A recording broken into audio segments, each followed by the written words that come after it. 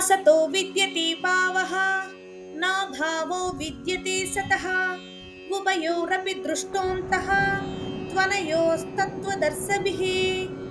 పద అర్థం చూద్దాం రండి.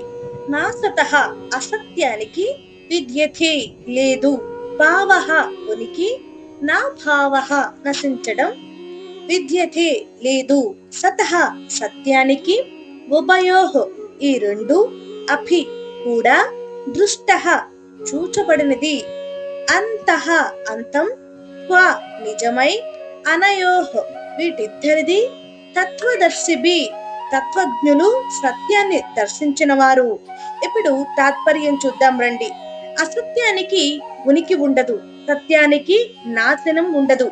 ఈ రెండు విషయాల నిజ స్వరూపాన్ని తత్వదర్శులు, సత్యాన్ని గమనించిన మహాజ్ఞానులు తెలుసుకుంటారు. ఇప్పుడు సందర్భం చూద్దాం రండి. ఈ శ్లోకంలో కృష్ణుడు అర్జునుడికి చెప్తున్నాడు, శాశ్వతమైన సత్యం ఎప్పటికీ నశించదు, తాత్కాలికమైన అసత్యం ఎప్పటికీ నిలువదు. ఈ తేడాను గమనించగలిగిన వారే తత్వదర్శులు.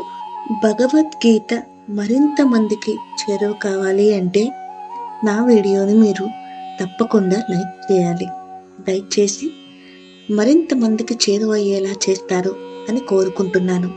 ధన్యవాదాలు.